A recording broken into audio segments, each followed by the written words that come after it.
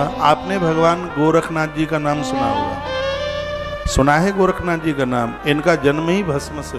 गोरखनाथ जी भगवान का प्राकट्य किस प्रकार से हुआ? मच्छंदर नाथ बहुत अच्छे महात्मा हुए थे, अच्छे सन्यासी थे, उस युग के बहुत बढ़िया थे।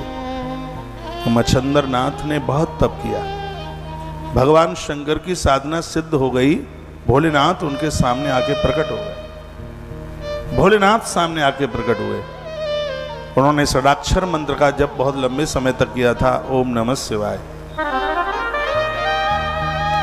और वो प्रकट हो गए, भगवान शंकर प्रकट हो गए। और भगवान भोलेनाथ ने कहा वरदान मांगिए। मच्छंदर नाथ चरणों में गिर पड़े, कहा भगवान आपका दर्शन हो गया, अब कुछ नहीं चाहता। भगवान ने कहा कि मेरा दर्शन तो कुछ मांगने को होता है, मम दर्शन फल परम अनुपा, हमारा जो दर्शन है वो कुछ तो देता है भक्त को, मांग ले। तो भगत है वो तो कुछ मांगता ही नहीं है। मच्छंद्र नाथ ने कहा मुझे काय की जरूरत है, मुझे पता ही नहीं है, मुझे क्या चाहिए मुझे यही नहीं पता। तो भगवान शंकर ने कहा तुम्हारे माध्यम से मेरी एक संप्रदाय तैयार होगी, लोग उसको नाथ संप्रदाय के नाम से जानेंगे।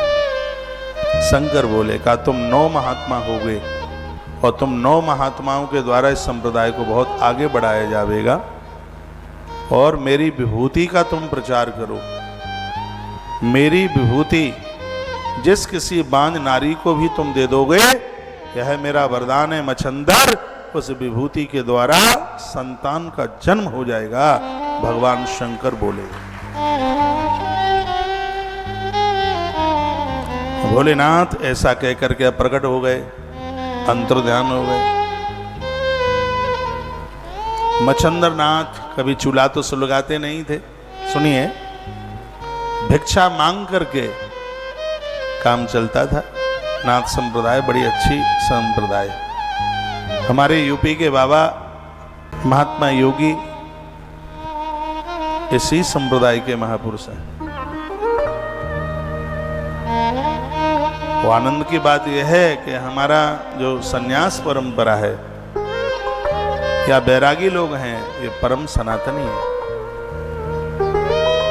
इनके द्वारा सनातन बड़ा मजबूत है, गढ़ा हुआ है, नहीं तो बड़ी मुश्किलें हो जाती हैं।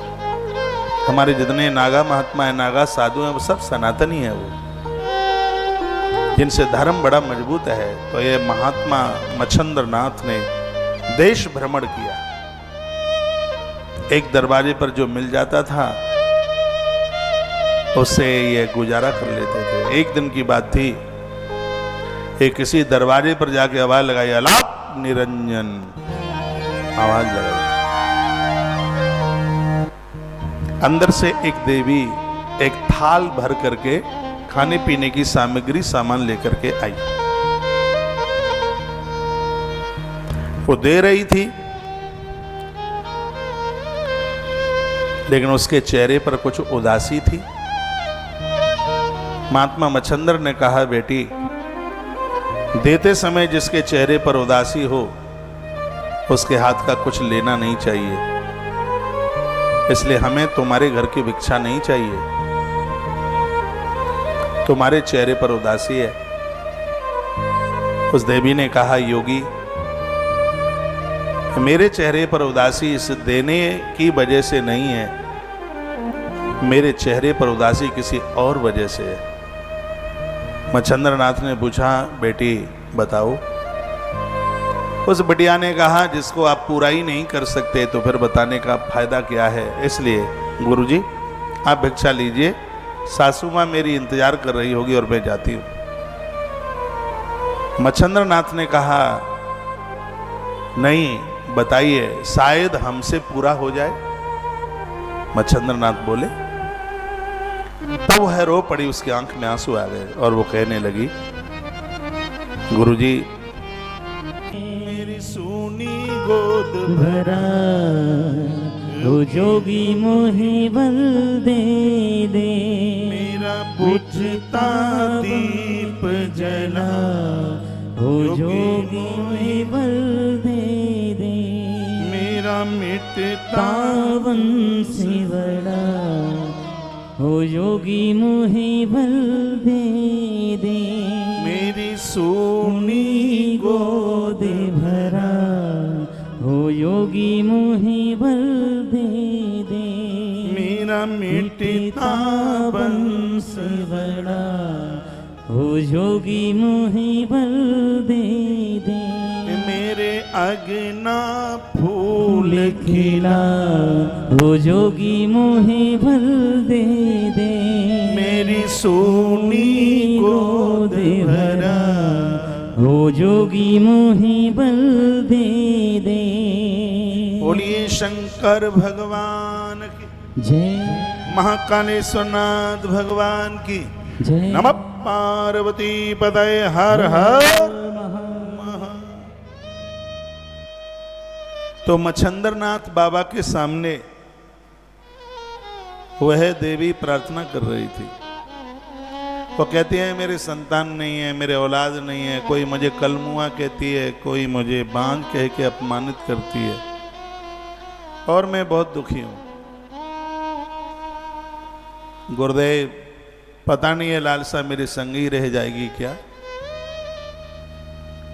तो भगवान शंकर ने तो कहा था कि भस्म का प्रचार करो और ये भस्म तुम जिसको दे दोगे मेरी कृपा उसमें होगी, निसंतान को संतान हो जाएगी, कामनाओं की पूर्ति हो जाएगी। शंकर ने कहा था। मच्छंद्रनाथ को वही बात याद आ गई तो उन्होंने अपनी झोली से भस्म निकाली। देखो महादेव की भस्म की महिमा देखिए। उन्होंने भस्म निकाली और कहा बेटी इस भस्म को तू जल के साथ ले लेना, निगल लेना, और इस भस्म के प्रभाव से महादेव जैसा पुत्र तुझे प्राप्त होगा। और ये कह करके मच्छंद्रनाथ वहां से चले गए।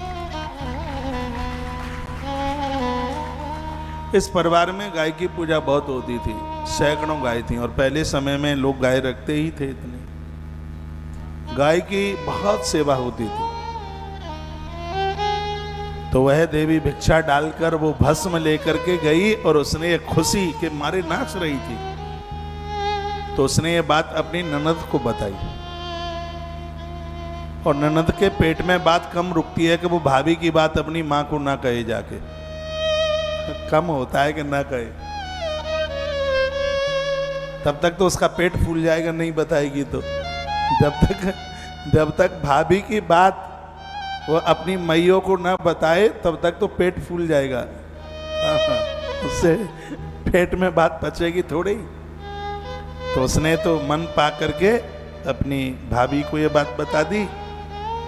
वो अपनी ननद को उस भाभी ने ये बात बता दी तो ननद कहाँ रुकने वाली थी, दौड़कर डोकरी के पास पहुंची।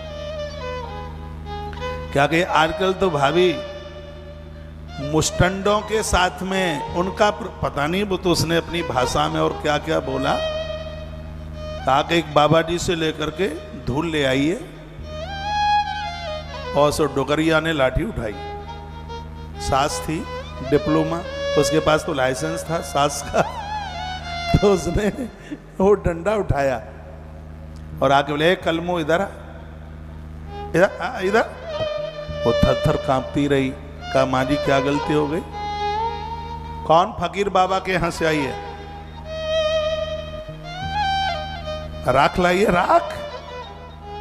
हाँ, राख से बच्चे पैदा होते हैं, राख से। उसको इतनी डांट लगाई। गोबर उठा रही थी वो और उसकी साड़ी के छोर में राख बंधी हुई थी।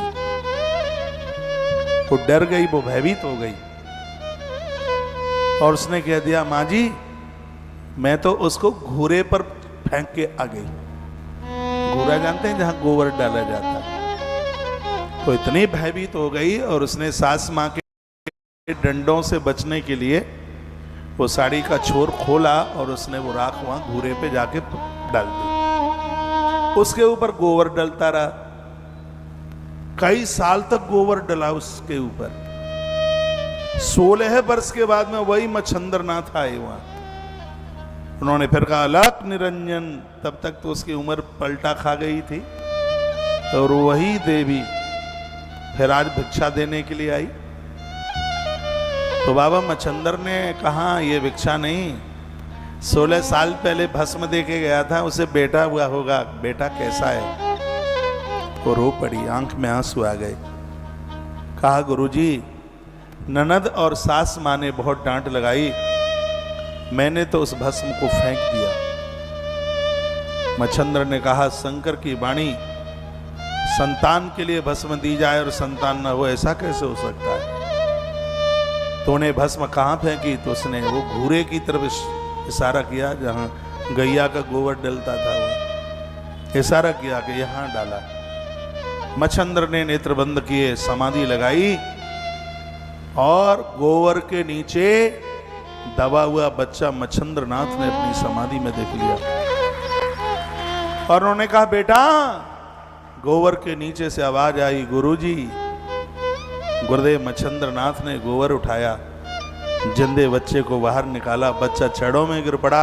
मच्छंद्र नाथ ने उसे कंठ लगा लिया और बेटे ने कहा, गुरुदेव मेरा नाम रखिए।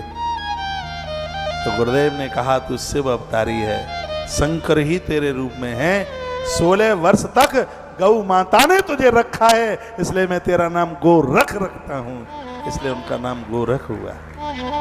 गौ माता ने 16 वर्ष उसको दुग्ध अपना पिलाया, उसकी रक्षा करी। साक्षात भगवान शंकर ही और गोरखनाथ प्रभु के रूप में। जिस समय भर्तहरि जी महाराज उज्जैन में थे, उस समय महात्मा गोरखनाथ भी यहीं थे। महादेव के ऊपर दूध और एक है भस्म। भस्म के द्वारा परिवार की वृद्धि होती है, परिवार टूटता नहीं है। उस घर में स्त्रियां बांझ नहीं रहती जिस घर में महादेव को भस्म चढ़ाई जाती है। भस्म की इतनी, कंडा जला लीजिए, उपला जला लीजिए, हवन यज्ञ की राख तैयार कर लीजिए। मैं आजकल में भस्म की महिमा मैं आपको, उससे पुराण में वर्णन है, मैं आपको बताऊं।